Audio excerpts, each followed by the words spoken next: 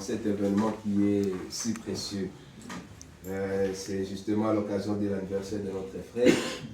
J'apprécie beaucoup cette façon d'organiser l'anniversaire. Je crois que prochainement, moi aussi, si j'ai fait un anniversaire, je préférerais que ça soit comme ça. Amen. Que Dieu bénisse richement. Amen. Alors moi aussi, je veux juste placer un petit quelque chose. Et mes prédécesseurs ont déjà tout dit. Et moi, je vais venir juste pour que nous puissions prier. Amen. Mais avant de prier, nous allons prier conformément à la parole. Amen. Nous avons déjà lu la Bible, on vient de lire le prophète. Et je vais ajouter juste un petit rien pendant quelques minutes. Et après, nous allons passer à la prière. Nous allons prendre nos Bibles dans Proverbes chapitre 4, verset 23.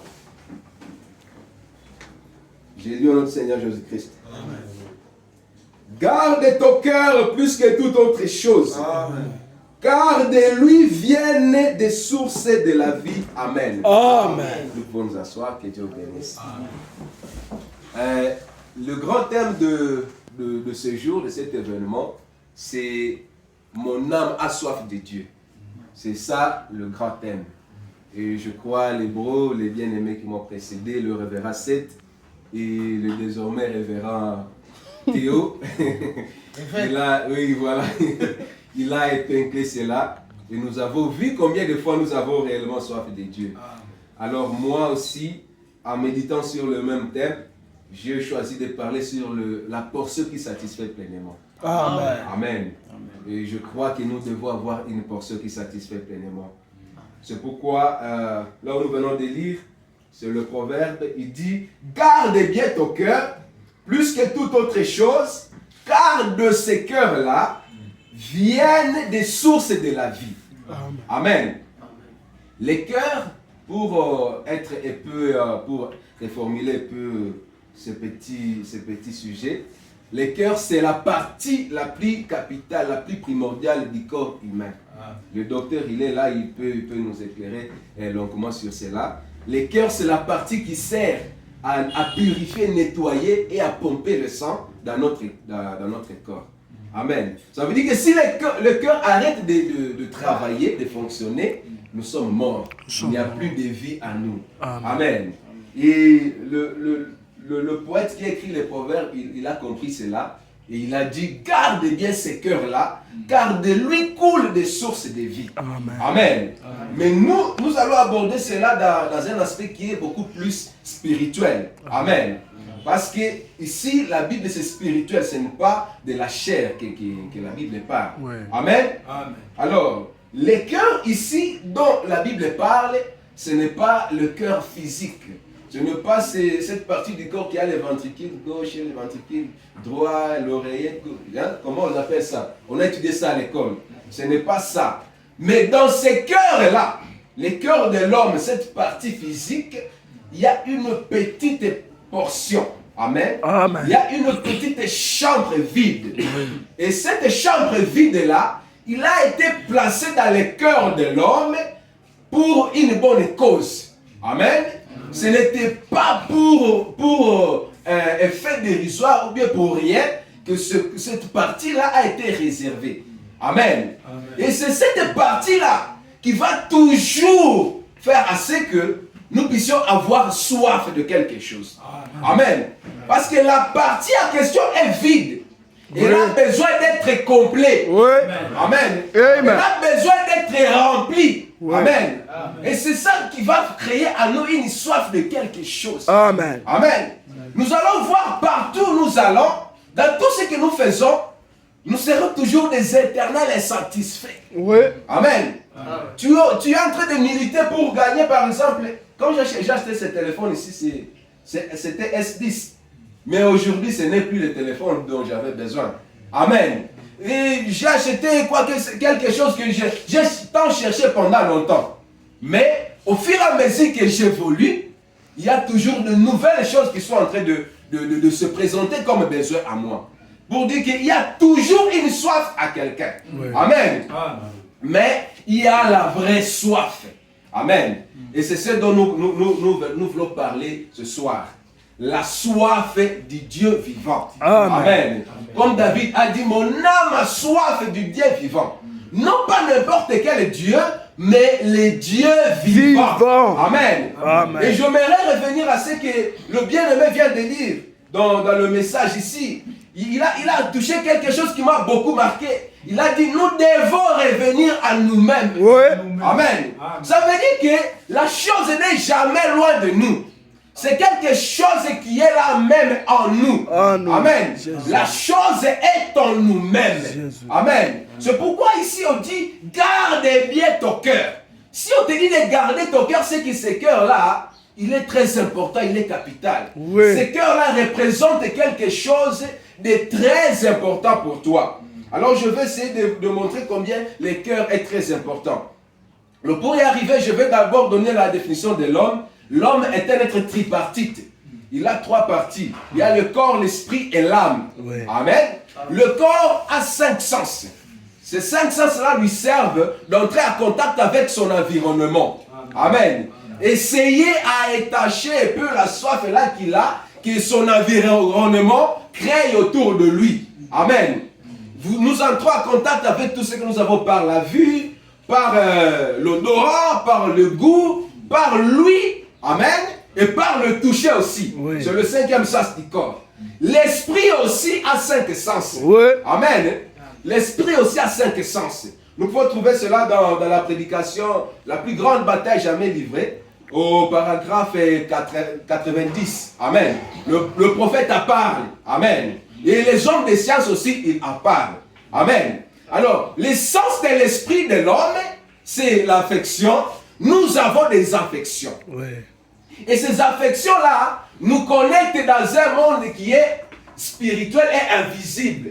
Un monde que l'on ne peut pas voir, mais qui a de l'influence sur notre esprit. Amen. Ça veut dire que nous avons aussi des affections quelque part qui peuvent nous influencer. Amen. Tu vas affectionner quelque chose plus que l'autre. Ça peut influencer notre vie. Amen.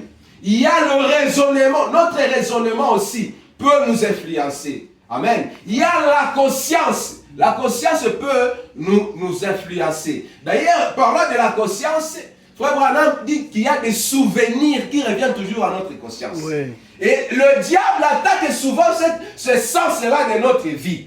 Il attaque ça souvent parce qu'il veut toujours nous ramener à un souvenir.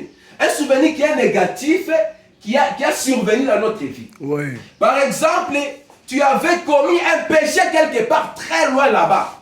C'était même avant que tu puisses entrer en contact avec la parole. Mais le diable va te dire, toi aussi tu crois que tu vas prier, Dieu va t'exaucer. Toi aussi tu crois que tu as soif du Dieu vivant. Loin de moi, Satan. Tu oublies que tu avais fait telle chose là-bas. Oh, Jésus. Tu oublies que tu avais piqué de l'argent telle part. Amen. Tu oublies que tu étais le grand coureur de jupons dans les quartiers.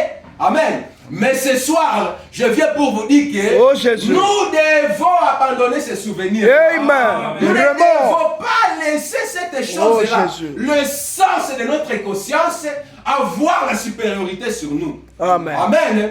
Amen. Et il y a déjà un grand souvenir aussi pour le diable. C'est le souvenir de Golgotha. Le souvenir de la croix. C'est là qu'il a été vaincu, sa colonne vertébrale a été brisée. Amen. Amen. Amen. Quand le diable va te dire, tu te souviens de la fois où tu buvais beaucoup d'alcool et que tu injuriais tout le monde au quartier, dis-lui, Oh, Jésus. regarde au quartier. Alléluia. Là-bas, ta colonne vertébrale a été brisée. Tu n'as plus de force sur moi. Amen. Amen. Que Dieu vous bénisse. Amen. Alors je vais continuer, je vais parler de la conscience, des raisonnements, de la mémoire. Et il y a aussi l'affection. Ce sont 5 sens, je ne sais pas si j'ai tout cité, mais au moins il y a 5 sens pour l'esprit. Amen. Il y a 5 sens pour l'esprit. Et ces 5 sens-là, c'est pour nous connecter avec un monde aussi qui est spirituel. Mais maintenant, il y a cette place vide-là qui est dans notre cœur, c'est ce qui m'intéresse. Amen. Et en essayant d'étudier tous les aspects par rapport au cœur, nous sommes arrivés à la conclusion que c'est cette place-là que la Bible appelle souvent cœur. Amen. Quand la Bible parle du cœur de l'homme, il ne dit pas cœur étant qu'organe, Mais il parle d'une place qui est spéciale dans le cœur de l'homme. Amen. Et c'est cet élément-là que nous devons garder plus que toute autre chose. Amen. Parce que cette place-là aussi peut accueillir deux sens. Amen. Mais c'est un seul sens, mais qui peut être soit un, soit l'autre. Je vais m'expliquer. Il peut être soit le doute, amen, soit la propre volonté, et qui va vous conduire à la foi. Amen.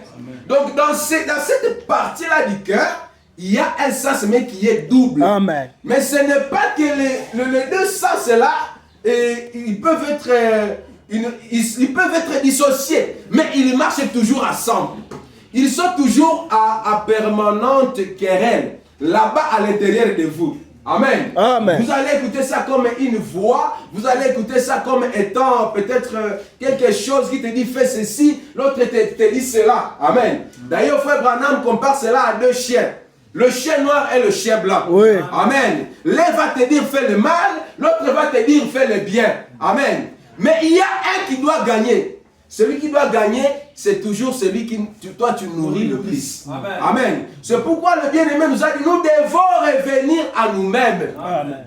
Nous devons bien garder notre cœur, car de ce cœur-là coulent des sources de la vie. Amen. Amen. Nous parlons de la soif. Et nous parlons de la portion qui satisfait pleinement. Amen. En parlant de la soif, nous devons montrer une manière, une méthode pour satisfaire cette soif-là. Une solution pour la satisfaire. Et c'est ce que nous sommes en train de vouloir essayer de montrer ici. Amen. Que Dieu vous bénisse. Amen. Alors nous avons vu qu'il y a un verbe qui est très important, c'est le verbe garder. Oui. Pour bien garder notre cœur, il y a un mécanisme à faire. Amen. Il y a des attitudes à adopter pour arriver à bien garder le cœur. Amen. Alors, comme tous les autres, je vais lire Frère Branham. Je vais lire juste une citation. Amen. Dans la prédication, la mise au tombeau, le paragraphe 54, il dit ceci. Alors, comment pouvez-vous prétendre pouvoir rester chez vous et être un aussi bon chrétien que si vous veniez à l'église? Vous ne le pouvez pas. Oui. Amen. Pour bien garder son cœur, voici la procédure, voici la formule. Lisez la parole. Amen. Amen. Il faut lire la parole. Oui. Si vous voulez garder votre cœur, amen. Amen. Si vous voulez satisfaire la soif qui est à vous, amen, lisez la parole. Amen. Amen. Ayons cette habitude-là de lire la parole. Le chien blanc dont nous avons parlé ici, c'est nourri de la parole. Amen. Amen. Si vous ne lisez pas la parole, vous n'allez pas grandir. Amen. Amen. Si vous ne lisez pas la parole, vous n'allez pas satisfaire la soif qui est à vous. Amen. Le Saint-Esprit se nourrit de la parole. La Bible est l'origine alimentaire spirituelle prescrite par Dieu pour son Église. Amen. Amen. Il y a un régime alimentaire spirituel qui est prescrit par Dieu pour son Église. Pour que nous puissions être à bonne santé, il faut que nous puissions recourir à la Bible, que nous puissions la lire. Amen. Amen. Moi, là-bas, donc il disait la parole aujourd'hui c'est la Bible. Amen. Est-ce que nous croyons que la parole c'est notre Bible? Amen. Amen. Et la parole c'est l'absolu. Ouais. Amen. Dans laquelle nous croyons. Ouais. Amen. C'est notre absolu, la parole. La Bible, oui, c'est notre absolu. Amen. Parce que c'est l'absolu de notre prophète. Amen. Amen. Et le prophète, quand il lit la Bible, lui, il vient en tant qu'un aigle. Et il voit les choses qui sont cachées dans la Bible. Il dit que ici, la parole dit ceci et cela. Amen. Amen. Ce qui est son absolu devient aussi notre absolu. Amen. Mais maintenant que lui, il a déjà ouvert la Bible pour nous, nous avons maintenant notre absolu à nous aussi. Amen. Amen. Que Dieu vous bénisse. Amen. Alors, pour bien comprendre la Bible, nous devons écouter aussi. Amen. Ouais. Nous devons appuyer sur play. Ouais. Amen. Amen. Que Dieu vous bénisse. C'est la vérité. Nous devons appuyer sur play. C'est la vérité. Amen. Pour écouter aussi. Amen. La Bible qui a déjà été ouverte. Amen. Amen. Oui. Que Dieu vous bénisse richement. Amen. Alors c'est ça le régime alimentaire spécial prescrit pour nos cœurs. Oui. Amen. Maintenant parlons de la soif. Que Dieu vous bénisse richement. Amen. Frère Branham parle de l'exemple d'une personne. Il appelle Coy, c'est dans la prédication de la communion. Amen. Je ne veux pas lire l'histoire, mais je vais juste survoler ça de superficiellement. Dans cette histoire, Frère Branham raconte l'histoire de quelqu'un qui galopait dans le désert. Il chevauchait dans le désert un cavalier qu'il appelle Coy. Amen. Ouais. Il dit que ce chevalier était en train de galoper comme il était dans le désert. Il y a eu une forte tempête qui a frappé dans la tempête des sables. Il dit que le cheval, lui, n'avait pas le moyen de se protéger de cette tempête-là. Mais le cavalier, lui, il avait un petit mouchoir qu'il a placé sur son visage. Et lorsque le vent et le sable venaient, le mouchoir pouvait le protéger contre le sable. Alors, à un moment, ils se sont retrouvés, sa trousse d'eau était déjà tombée, tout était déjà éparpillé. Il ne pouvait plus le retrouver. Alors, il a eu soif.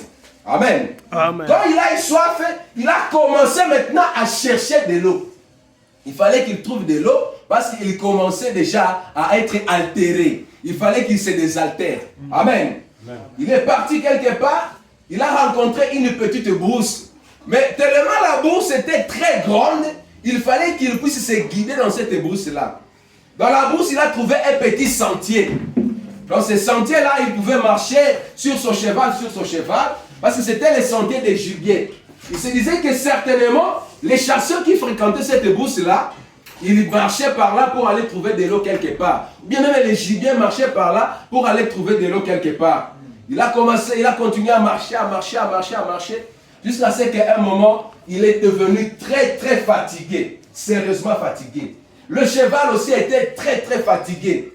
Comme il était un chrétien, il a constaté que son cheval était vraiment fatigué. Le cheval n'avait plus la force pour avancer.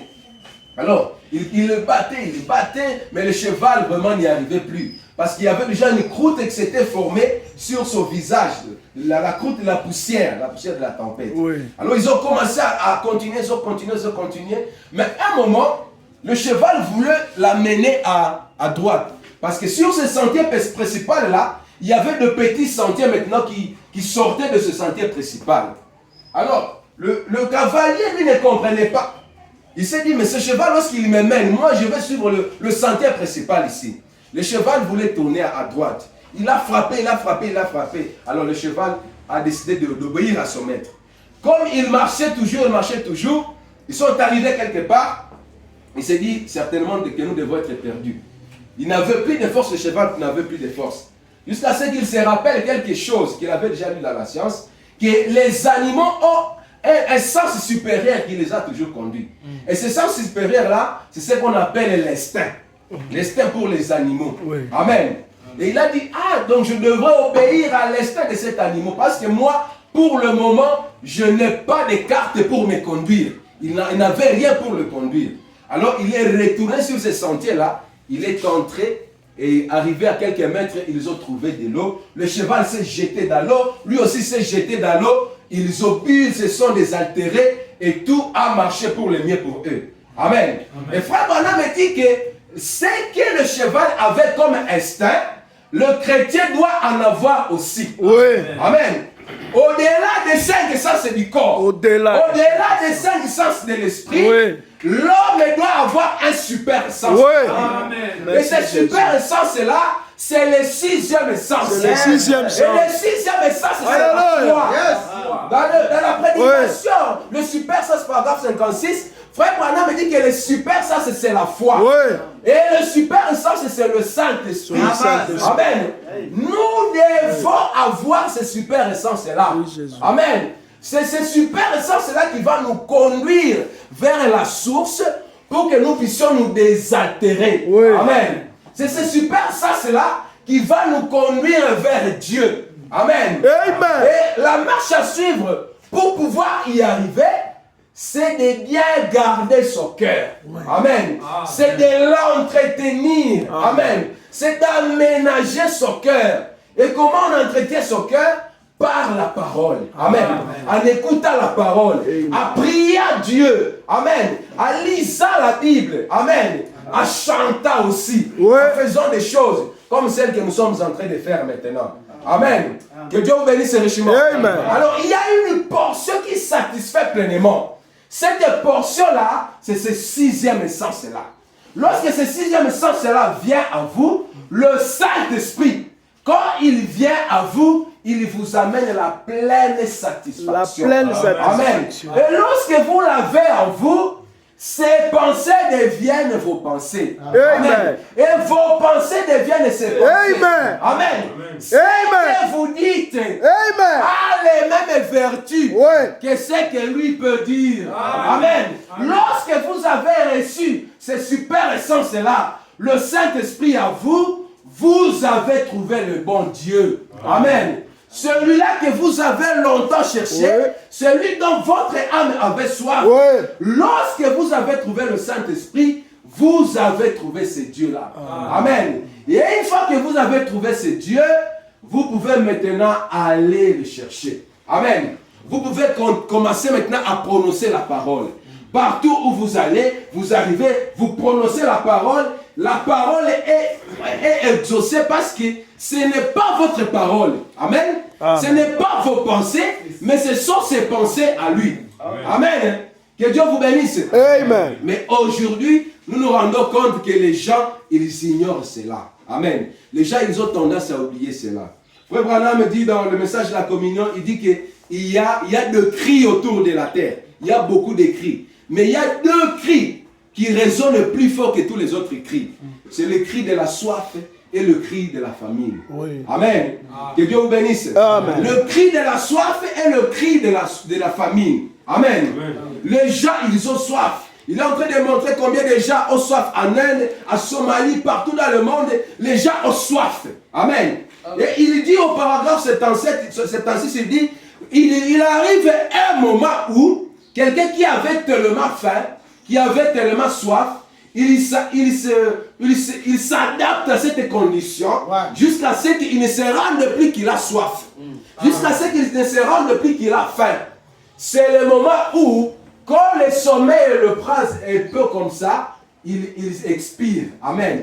Il meurt de cette soif-là. Il meurt de cette faim-là. Et il dit qu'aujourd'hui, les gens sont devenus comme ça.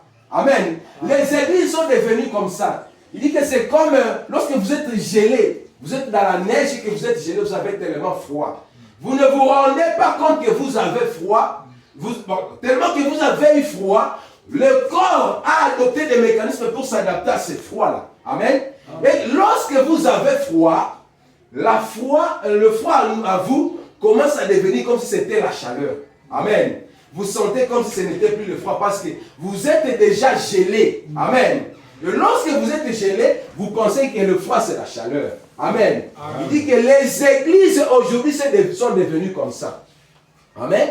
Ils sont devenus gelés, ils ont déjà un très grand froid, ils sont déjà gelés et ils ont déjà perdu la vie sans le savoir. Amen. Que Dieu vous bénisse richement. Amen. Alors il dit qu'il y a une portion qui satisfait pleinement.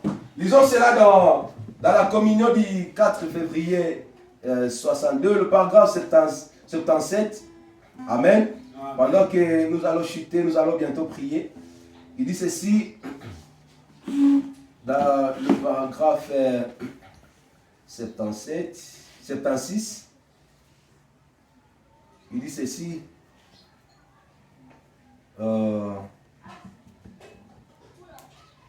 Je vais lire le paragraphe 76. Il dit ceci. Alors, si quelqu'un a faim, amen. Amen. Nous avons dit que notre grand thème aujourd'hui, c'est avoir soif de Dieu, du Dieu vivant. Amen.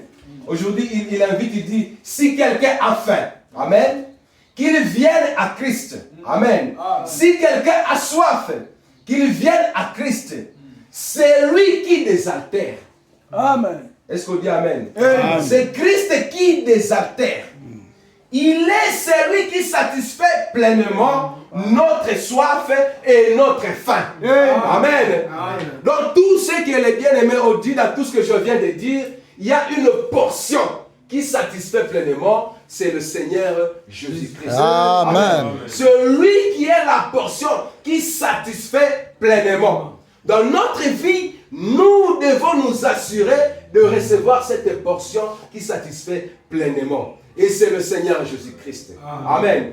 Il a marché sur la terre en tant qu'homme, mais il est monté pour revenir sous la forme du Saint-Esprit. Il a habité parmi nous. Amen. Sous forme du Saint-Esprit. C'est le Saint-Esprit qui est Christ.